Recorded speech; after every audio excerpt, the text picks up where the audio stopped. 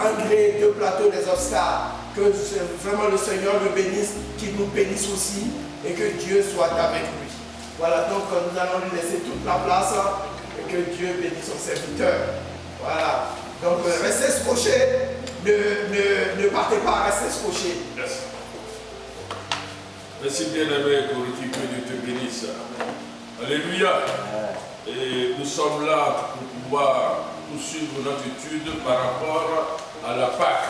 Je le disais, m'a dit que la Pâque, c'est une fête, mais c'est une fête spéciale. Elle est au Père. Elle n'est pas comme les autres fêtes. La Pâque, elle est différente des autres fêtes.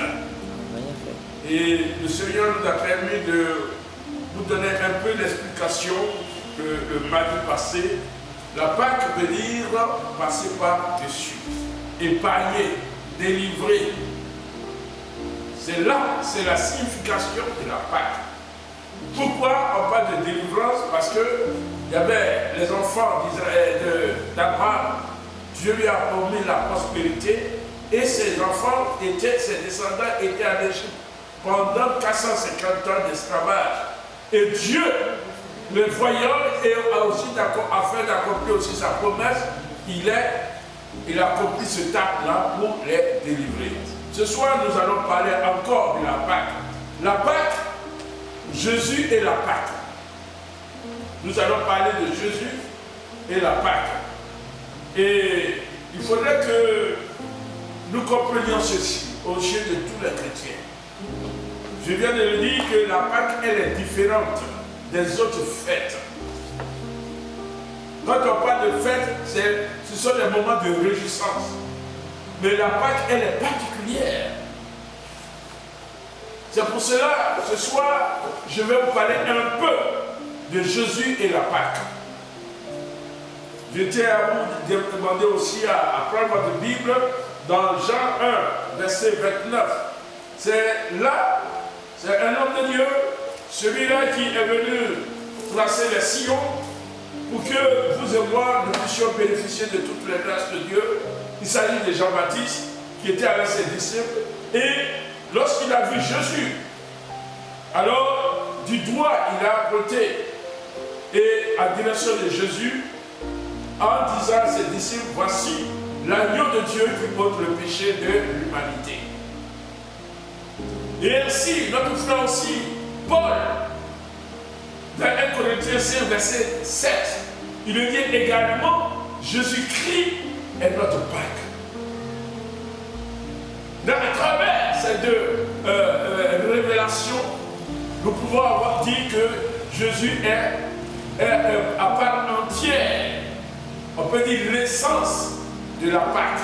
Alléluia. Et il faudrait que nous comprenions, aux yeux de tous les chrétiens, la Pâque contient un symbolisme prophétique très riche qui parle de Jésus-Christ. Le Nouveau Testament enseigne explicitement que les fêtes juives sont l'ombre des choses à venir. Colossiens, chapitre 2, versets 16 à 17, Hébreux 10, verset 1. À savoir la rédemption par le sang de Jésus-Christ. Observez, et nous allons observer quelques points suivants, environ 7 points, qui vont nous révéler la vraie Pâque avec Jésus-Christ. Alléluia. C'est grâce à son sang que vous et moi, nous sommes sauvés. Si nous sommes sauvés et puis que nous portons le nom des chrétiens, c'est grâce au sang de Jésus-Christ qui parle de la Pâque. La Pâque parle de délivrance, de protection. De protection. Nous sommes délivrés et nous sommes sous la protection divine grâce au sang de Jésus-Christ. Car dans l'Ancien Testament, l'Écriture nous révèle que dans le chapitre 12, que Dieu a ordonné à ses enfants de tuer un agneau et d'asperger son sang sur le linteau et sur les deux poteaux de la porte. Et là, lorsque l'exterminateur, le destructeur va passer, il ne pourra pas atteindre ceux qui sont à l'intérieur. C'est ainsi les enfants d'Israël ont été épargnés de la mort, du danger. Le danger, c'est la mort. Et ce jour-là, en Égypte, il y a eu des pleurs partout. De Pharaon jusqu'au plus petit. Il y a eu des pleurs parce qu'il y avait les dégâts. Mais les enfants d'Israël ont été épargnés. Ils ont été sauvés grâce au sang de l'agneau. Sous l'obéissance à la parole de Dieu, ils ont obéi, ils ont tué l'agneau et ils ont badigeonné le linteau et les deux poteaux de la porte où ils habitaient. Donc pour nous ici, notre rachat, c'est par le sang de Jésus-Christ. Il parle de rédemption. Alléluia. Nous voyons au premier point, toute la Pâque parle de la grâce salvatrice de Dieu. La Pâque, c'est la grâce. Les Israélites ne méritaient pas d'être sauvés. Mais c'est par amour. Dieu les a épargnés. Nous aussi, c'est par amour que Dieu nous épargne de la condamnation à venir. Grâce au sang de Jésus-Christ, du sacrifice de Jésus qui est appelé ici, qui est révélé ici, l'agneau de Dieu qui ôte le péché de l'humanité. Donc, si Dieu a conduit les Israélites hors d'Égypte, ce n'est pas parce qu'ils le méritaient, mais simplement parce qu'il les aimait et parce qu'il était fidèle à son alliance. Voir Deutéronome 7, verset 7 à 10. 7 à 10. De même, le salut que nous recevons en Christ nous vient par le moyen de la grâce extraordinaire de Dieu. Voir Ephésiens chapitre 2, verset 8 à 10. Titre 3, verset 4 à 5. Alléluia. Vous pouvez prendre votre Bible et puis lire ces deux passages. C'est extraordinaire. Nous ne méritons rien, bien-aimés frères et sœurs. Nous ne méritons rien. L'application du sang de l'agneau crucifié sur l'encadrement de la porte de chaque maison avait pour but de sauver la vie des premiers-nés d'Israélites. Ce sang nous parle de celui que Christ a versé sur la croix pour nous sauver de la mort et de la colère de Dieu. Éprouver à l'égard du péché. Exode 12, verset 13, verset 23, verset 27. Hébreux 9, verset 22. Alléluia. C'est un filet de sang, il n'y a pas de part. C'est le sang de Jésus qui nous a sauvés et qui nous sauve. Troisième petit point, l'agneau pascal qui était un sacrifice. Exode 12, verset 27, qui avait pour but de remplacer le premier-né. Ce sacrifice annonçait la mort de Jésus-Christ à la place des pécheurs. Cela veut dire Jésus est mort pour nos péchés. Paul appelle clairement Christ, notre Pâque, qui a été immolé pour nous. 1 Corinthiens 5, verset 7. Alléluia. Jésus est notre Pâque. C'est lui l'agneau. C'est lui le sacrifice agréé par Dieu sur la croix. Alléluia. Vous pouvez lire aussi Romains 3, verset. Il a pris notre place. Ce sacrifice que nous voyons dans Exode 12, verset 27, annonçait la mort de Christ à la place des pécheurs, dont toi tu fais partie.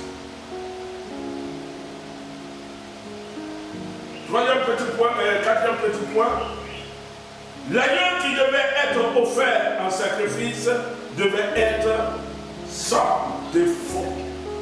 C'est pour cela lorsque nous lisons dans Luc 19, nous voyons l'entrée triomphante de Jésus à Jérusalem. Il devait être apprécié du peuple d'abord. Et puis, quand nous lisons dans les évangiles, les chefs religieux, d'alors, ils ont trouvé en Jésus-Christ l'innocence. Innocent. Il ne méritait pas la mort. Pilate a dit, lui n'a rien trouvé qui lui méritait de mourir, d'être crucifié. Il était l'agneau sans défaut. L'agneau sans défaut. Rien n'a été trouvé en lui qui lui méritait la mort. C'est ainsi, quand dans les autres 12, il s'est dit que l'agneau devait être gardé quelque part. L'observation, 14 jours d'abord, pour voir s'il n'est pas malade. Si en lui il n'y a pas de défaut. Et alors, on pouvait lui moller. Dieu n'aime pas les choses qui lui coûtent pas cher, qui ne lui coûtent pas cher. Il n'aime pas que nous lui donnions des choses qui n'ont pas de valeur. C'est ça. Tout doit se faire avec joie. Avec joie. Quand vous faisez le sacrifice, c'est avec la joie qu'on fait. Pas avec les murmures. En Jésus, rien de défaillant a été trouvé en lui. Bien-aimé, toi qui sais le Seigneur dans la défaillance,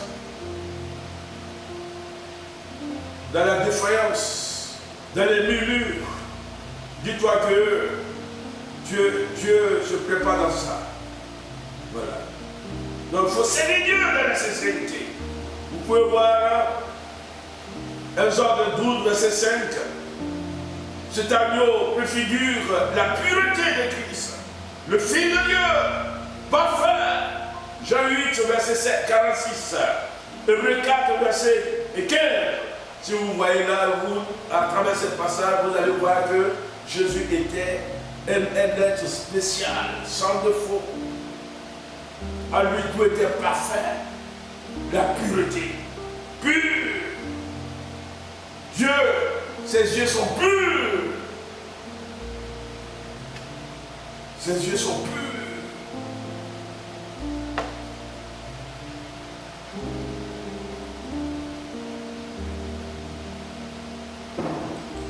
Cinquième petit point, la participation au repas pascal montrait que la communauté israélite s'identifiait à la mort de l'agneau qui les sauvait de la mort physique.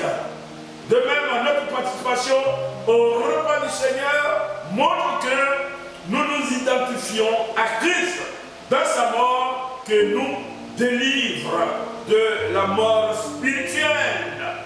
C'est pour cela, bien aimé, on ne doit pas jouer avec la Sainte-Seine.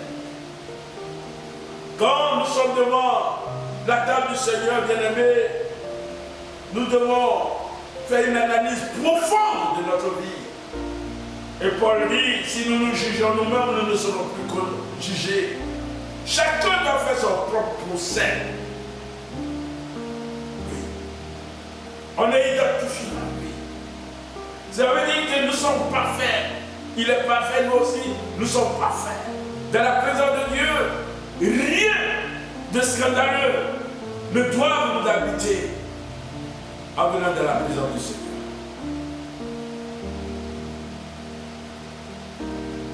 Oui. 1 Corinthiens 10, verset 16 à 17, 11, 24 à 26. Comme dans le cas de la Pâque, seul le sacrifice initial, c'est-à-dire sa mort sur la croix, a eu une pleine efficacité. Ainsi, la participation au repas du Seigneur n'est qu'une commémoration que nous célébrons en mémoire de lui. Et 1 Corinthiens 11, verset 24. On se souvient. Et on se dit que c'est nous-mêmes qui sommes en train d'être crucifiés. On est identifié à lui. On se réjouit pour dire que Jésus est mort à la croix à cause de nos péchés. Il a donné sa vie à cause de nos péchés. Que Dieu nous bénisse. Nous pouvons lire encore, comme c'était un sixième point, l'aspersion du sang sur l'encadrement de la porte a été un geste de foi et d'obéissance. Oui, c'est un acte de foi et d'obéissance. Dieu dit, tuez l'animal, cet agneau-là, et son sang aspergé sur la badigeonnée, le linteau, le dessus de la porte et puis les deux poteaux. C'est un acte de foi. C'est un acte de foi. Exode 12, verset 28. Hébreux 11, verset 28. Cette expression de foi a apporté la rédemption par le sang. Je t'ai racheté. Je t'ai sauvé. Je t'ai délivré par le sang. Par le sang de l'agneau. Hébreux 12, 7. Excusez. Exode 12, 7 et 13. Le salut par le sang de Christ ne s'obtient pas par l'obéissance de la foi. Ne s'obtient que par l'obéissance de la foi. Ce n'est pas la foi qu'on est sauvé. Ce n'est pas la foi. Romains 1, verset 5. Romains 7, verset 26. Lorsque nous lisons là, alors notre salut s'obtient que par la foi, par le sang de l'agneau. C'est pourquoi Jean dit, voici l'agneau de Dieu qui ôte le péché de l'humanité. Le sang de l'agneau. C'était un petit point. L'agneau pascal devait être consommé avec du pain sans levain. On parle de pain sans levain, c'est l'image de sans péché. On ne vient pas dans la présence du Seigneur avec le péché. On n'adore pas le Seigneur avec le péché à nous. On loue pas le Seigneur avec le péché à nous. Le pain sans levain. Le levain, c'est l'image du péché. Une petite goutte peut soulever au moins 3 kg de farine, 1 kg de farine à une grande quantité. Hébreux 2, verset 8. On sait que dans la Bible, le levain, je viens de lui parler, de donner la signification tout de suite. Dans la Bible, le levain symbolise d'ordinaire le péché et la corruption. Exode 37. Matthieu 16, verset 6. Marc 8, verset 15. Le pain sans levain représentait donc la séparation des rachetés délivrés de l'esclavage de l'Égypte. C'est-à-dire du monde et du péché. Exode 12, verset 15. Ainsi, le peuple racheté de Dieu est appelé à se séparer du monde pécheur et à se consacrer à Dieu seul. Alléluia.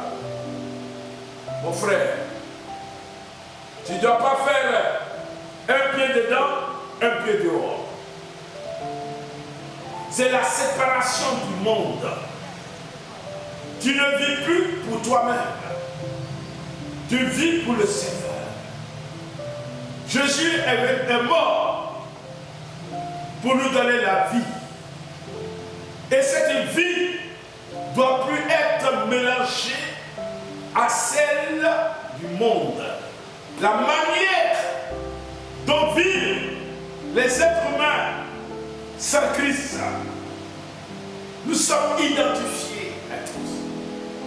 C'est ça la Pâque. C'est pour ça que Paul dit, Christ est notre Pâque.